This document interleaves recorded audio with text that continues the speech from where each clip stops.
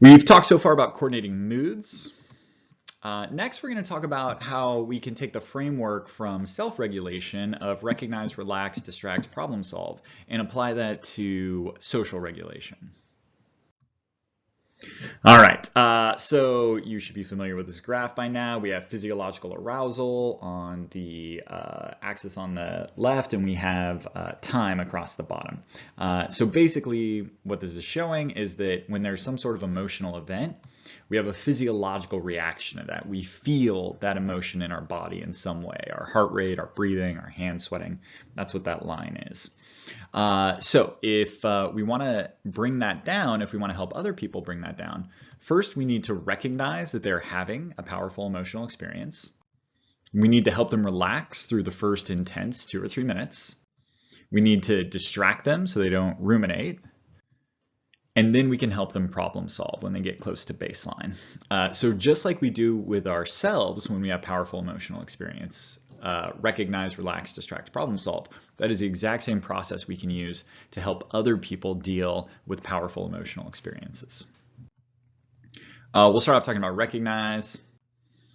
First, you need to recognize that the other person is having a powerful emotional experience, and you recognize that so that you can initiate the following steps, right? So how do you know if someone's having a powerful emotional experience?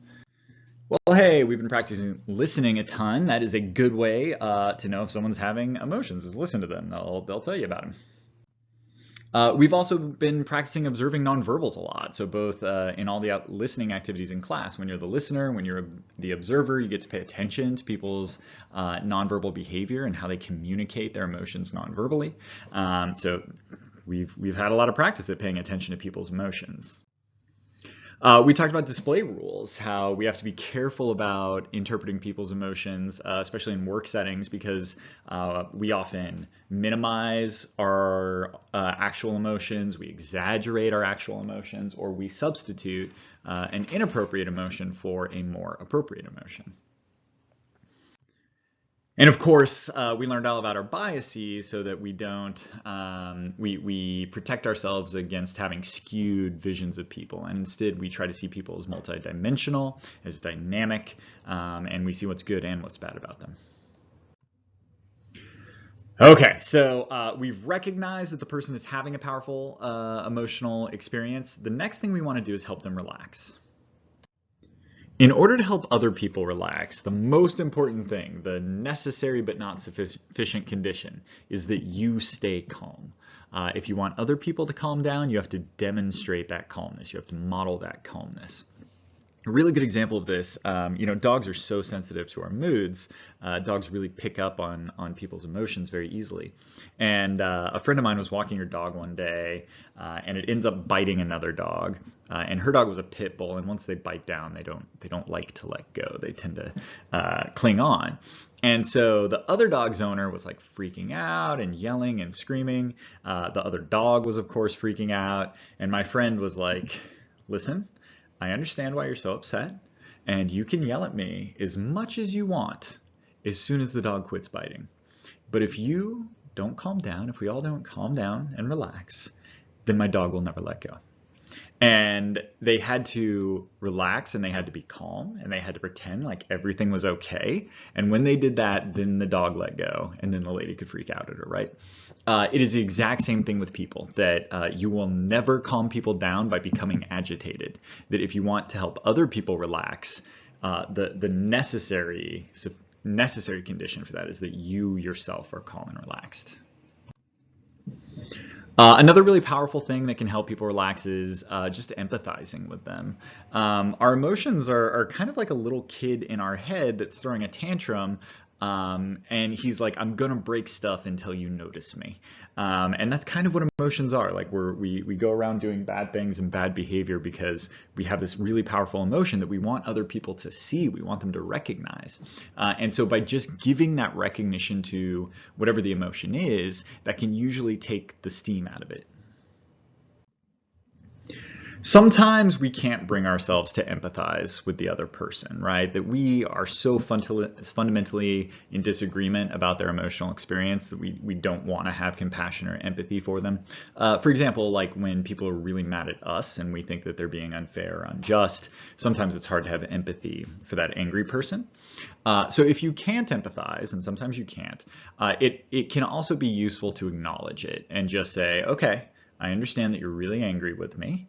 And then move on. But that recognition can sometimes help. Not as much as empathy, but still a little bit. If possible, take responsibility for your part in the situation. This doesn't mean admitting you're wrong. It doesn't mean admitting the other person's right. So for example, maybe someone's really upset because they made an incorrect assumption about you, and you're really upset that they made that assumption about you. But still, you can say, "Oh, I'm sorry I gave you that impression. I'm sorry I did things to make you see things from that perspective," because you are right. Like you didn't mean to give them a misinterpretation or a misimpression of you, and just say, "Hey, I'm sorry for that." That doesn't mean that they're right, that you're wrong. It's just taking responsibility for your part in the situation, and that usually helps calm them down. And then you can have a meaningful discussion. You can have a meaningful discussion about whatever the content of the disagreement is. This doesn't mean that you should let other people walk all over you, or that when other people challenge you, you should just immediately apologize and say you're wrong. I'm talking about when people are having this incredibly intense emotional reaction.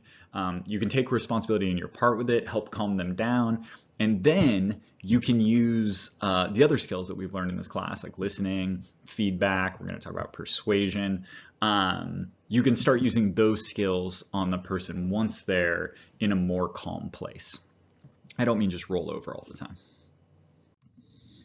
Another powerful thing to help people relax is to compliment them. And especially we usually get self-conscious when we're being very emotional. And so one thing that can really kind of cheer people up in that instance is to be like, "Oh man, you're handling this so well. Like if that had happened to me, I would even be way angrier, or I would be way more stressed out. Like you're handling this very well."